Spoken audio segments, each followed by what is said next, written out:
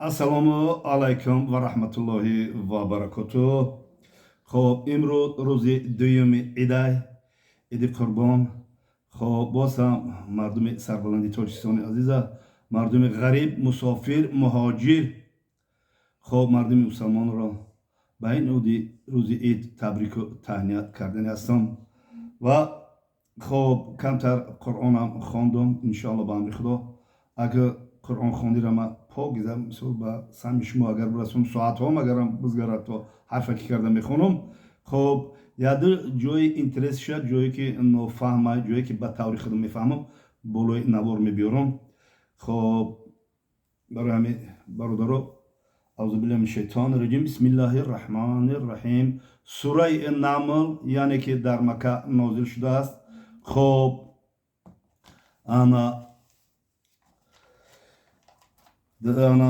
дар Макка нозил шудааст ва аз 93 оят иборат аст. Яду оятша мо хондем ба таври худам ба шумо сухан кардем. Ва дар инҷа як ҷои камтар аҷоибуш омад ва ма таври худам қати мисол ба шумо қисса мекунем, ё ки домлаҳо чӣ хел инра шаҳр метиҳанд, хай ҳамаи мо бояд бидонем. Хоб дар ояти дар сураи Намл яъне мурча дар ояти 44 омадааст ки гуфтаанд ба Билқис ба саҳнаи қаср дарой, чун бидидаш пиндошт ҳавзи пур аз об аст. қаср дидромад ранге ки ранги ҳавзи об дида. Доман аз соқҳояш баргирифт. Сулаймон гуфт саҳнаест соф аз шиша. Гуфт э парвардигори ман, ҳар оина ман ба хештан ситам кардам. Билқис мега ва инак бо Сулаймон дар баробари парвардигори ҷаҳониён таслим шудам. иш фаҳмо не ки гуфтагие ки доман аз соқҳояш бардошт, яъне ки доманшо сини боло кард, доманшо почоша боло кард, мисол доманша боло кард, мисол маликаи мисол автопараст, соқҳоша яъне ки доманша боло кард, соқҳоша яъне изорша, почои изорша боло кард, ё ки доманша мисол маликаҳо чихел вай доранд, куртаҳои дароз доранд ва курташа мисол боло кард ва хост ки пеши тахт биравад, не ки уҷа шиша буд ва ҳамин хел вай карда дар назари вай ҳавзи ов тофт ва худша мисол намоиш дод ё чӣ кор кард. Мисол ин маликаи автопараст пеши хоб ҳазрати Сулаймон да. Оё ҳазрати Сулаймон поҳои вая надид, поҳои лучи вая надид, поҳои нимбаранаи вая надид? Дар инҷа гуфтагия ва ман ҳамчун як мусалмони одил фаҳмидани ҳастем ки вай домоша боло кард, эзорша боло кард. Дида камуҷа ягон чиз дид ҳазрати Сулаймон ва ҳеҷ чӣ нагуфт. Ва чӣ хел шуид уҷа да? Хеле ира мисол бародаро қисса мекунам ва шумо мисол хеле зери камтар нависем ки чӣ гап шидагия иҷо ки дар пеши пайғамбари Худо домоша боло кардай, мисол почош дофтай, почои зан мардум дар ин ҳолат бутова, почои сабсафеди нимбарана.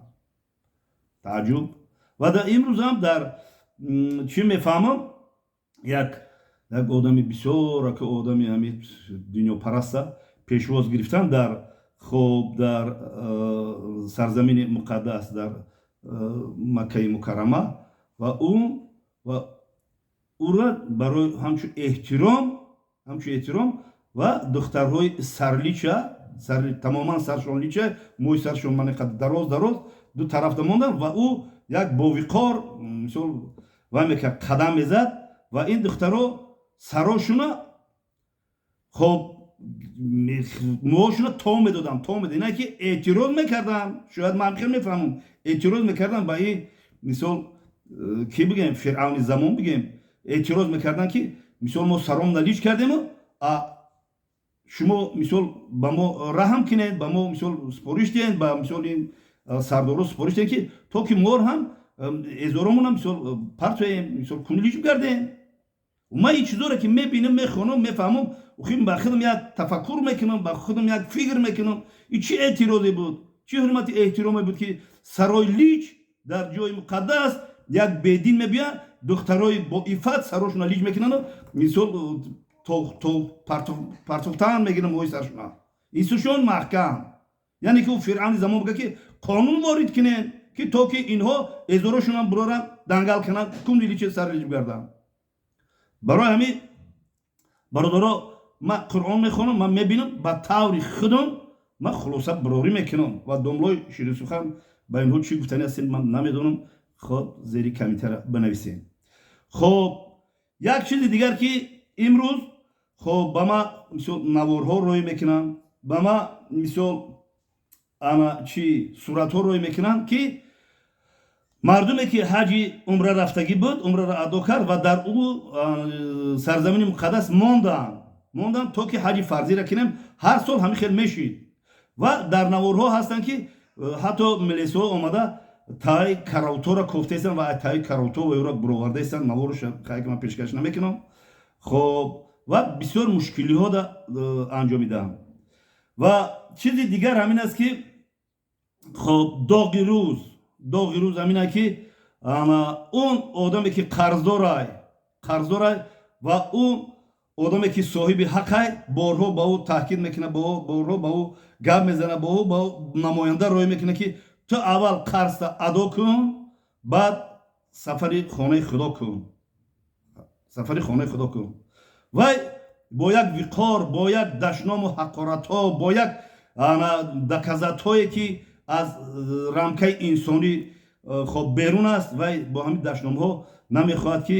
ин гапа бушнаваду намехоҳад ки ин гап рӯшод шавад ва ба ин ширкатҳо ба яке ширкати қори фарух ширкати хоб замзам умра ширкати мадинатур ширкати оятулло ки шумо мардума ба хоб ҳаҷ мебарен хоб аз шумо ва як хоҳиш дорем ки оиди ҳамин сухани ман ягон чӣ гап занем ки оё дурустае ки қарзит мондагӣ ту мехезӣ мисол рафти сафар ба ҳаҷ мебандӣ во далел мекуна ки ман ҳаҷ худам нарафтаистам мара як бародарам ҳаҷрӯӣ кардааст ба турам мегӯм ба ӯ бародари номуҳтарамтам мегӯм ки аввал қарзи дунёгира аввал адо кунен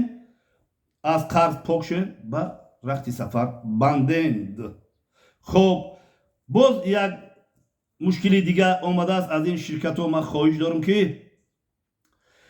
ду рӯзи дигар монд имрӯз ва фардо оё ки ҳамин нафароне ки дар мушкилианд хоб шумо чӣ гуфтанӣ ҳастен оё инҳо метавонанд ки имрӯзу фардо